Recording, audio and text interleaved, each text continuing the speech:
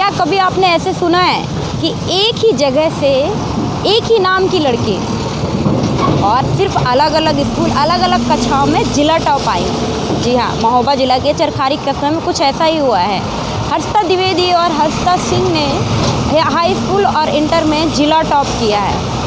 उत्तर प्रदेश सरकार ने board exam के समय एक घोषणा की थी कि पूरे राज्य में टॉप 20 छात्रों को 1 लाख रुपए, लैपटॉप और उनके घर तक पक्की सड़क देगी।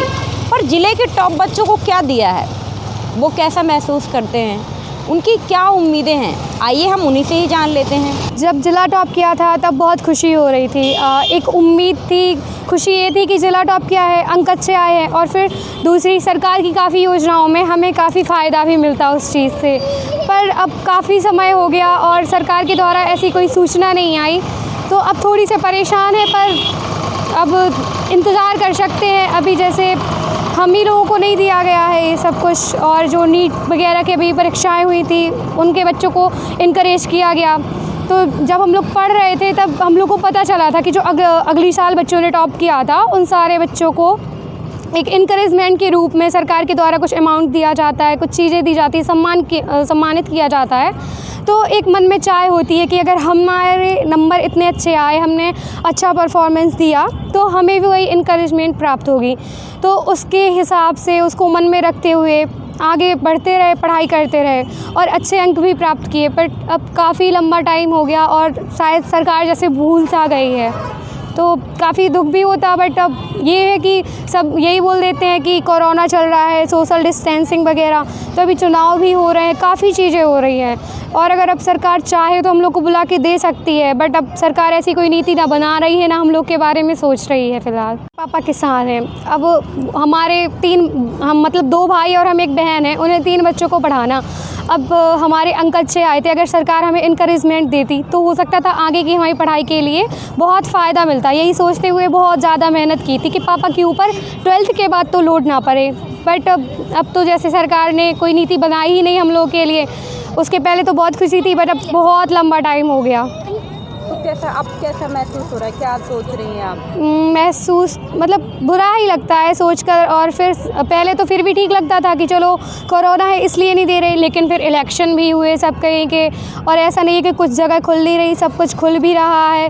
जब सब कुछ वही चल रहा तो फिर हम बच्चों के लिए क्यों नहीं हो रहा, तो एक बुरा भी लगता, एक कई क्वेश्चंस भी आते मन में, पर नहीं कह पाते। मेहनत की आपके पापा का सपना क्या, और अब वो जो हर साल होता था बच्चों को प्रोत्साहन दिया जाता था, इस साल नहीं, क्या पापा आपके आगे पढ़ाने के लिए एग्री हैं या थोड़ा सा वो सोच रहे हैं कि अब नहीं पढ़ाना चाहिए कुछ भी?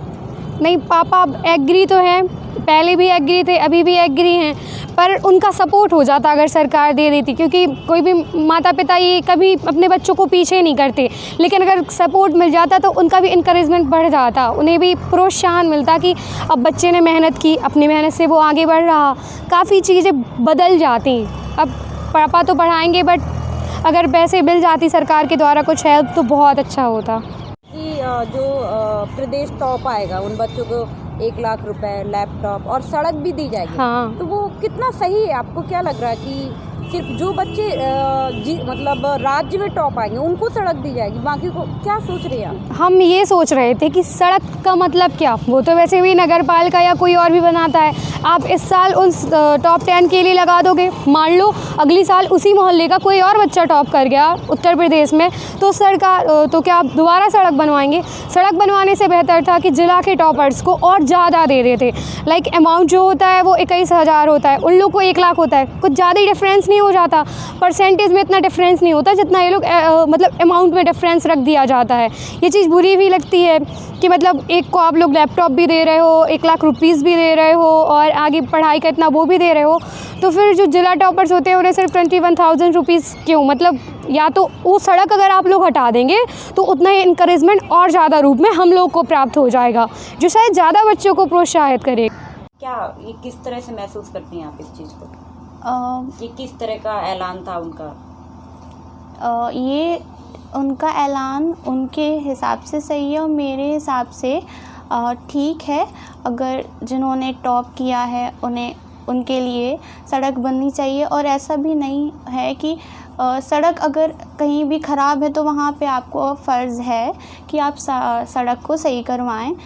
भले ही कोई बच्चा टॉप करे या ना करे, बट सड़क को तो सही होना ही चाहिए, क्योंकि ऐसी सड़क नहीं होनी चाहिए, ठीक नहीं रहती हैं। इसलिए ज़रूरी नहीं है सड़क पर तभी ध्यान दिया जाए कि कोई बच्चा टॉप करे। सड़क पे वैसे भी सड़क सारी सही होनी चाहिए, गड्ढे वड्ढे नहीं होने चाहिए। वैसे तो बच्चों का जिनकी आर्थिक स्थिति ठीक है उन्हें तो कोई प्रॉब्लम नहीं है। जिनकी आर्थिक स्थिति ठीक नहीं है तो उन्हें तो पहले यही पता होगा कि चेक मिलेगा या क्या है तो मैं आगे की पढ़ाई कर पाऊँगा या कर पाऊँगी। तो अगर ऐसा कुछ नहीं है तो मेरे हिसाब से कुछ बच्चों का तो मनोबल गिरेगा और कुछ बच्चों को कुछ नहीं है, कुछ फ़र्क नहीं पड़ेगा। तो अगर हर साल वो ऐसा करते थे तो उन्हें करना चाहिए। ये वो उनकी ठीक है, उनकी सोच है। और शायद कोरोना की ये महामारी है, इस वजह से भी दिक्कत है।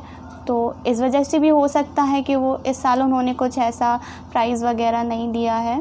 और अगर वैसे नहीं दिया है तो ठीक है, बट अगर देते तो बच्चों का मनोबल और बढ़ता। ये भी इलेक्शन का भी हो सकता है या फिर ये उनकी खुद व्यवस्था होगी आर्थिक स्थिति के हिसाब से, जैसे भी हो। इलेक्शन का भी हो सकता है, इलेक्शन आने वाले हैं तो साथ में ही दे दें। बट अगर आपने इस साल के लिए कहा था तो टाइम पर दे दें तो वो बेटर रहेगा। और फिर अगले साल जो टॉप करेंगे फिर उनको टाइम पर दें। ये लेट भी हो रहा है ऐसे, और कुछ बच्चे वेट भी कर रहे होंगे जिनको ये बेनिफिट मिलना है, वो वेट कर रहे होंगे। बट कुछ बच्चे उदास होंगे कि उन्हें नहीं मिल पाया, तो उन्हें करना चाहिए कि हर साल टाइम पर ही दें। और आगे पढ़ाई में कुछ राहत मिल सकती है? हाँ, पढ़ाई में राहत तो जो यूपी सरकार है वो देती है, क्योंकि जो बीएससी करने वाले होते हैं उन्हें एवरी ईयर 60,000 रुपये दिए जाते हैं। मतलब कि वो बीएससी करने वाले के लिए काफ़ी होते हैं। अब जैसे बाहर जाएंगे, बट अगर और कोई जैसे 1 लाख उन लोगों को दिए थे उतने हम लोग को दिए जाते तो वो हमारी तैयारी में मदद करते। अब अगर हम बीएससी नहीं करते, कोई और तैयारी करते तो हमारी फैमिली नहीं अफोर्ड कर पाएगी। तो हमारे लिए सिर्फ एक ही चांस बचता है कि हम बीएससी करें। बट अगर हमें सरकार आगे इनकरेजमेंट देती, हमें पढ़ाने का कुछ वो उठाती जिम्मा, तो शायद हम जी-मेंस वगैरह की तैयारी करते। और काफ़ी सपने जो होते हैं वो इनकरेजमेंट ना मिलने के कारण दब भी जाते हैं। क्या सपने थे आपके? सपने तो हमारे यूपीएससी की तैयारी करने का था, बीए करके।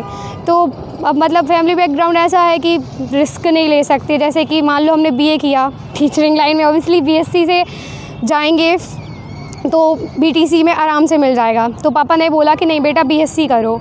अब बीएससी करेंगे फिर बीटीसी करेंगे, बट यूपीएससी की तैयारी करना हमारा मेन उद्देश्य था। तो बीएससी के बाद अब यूपीएससी करेंगे हम।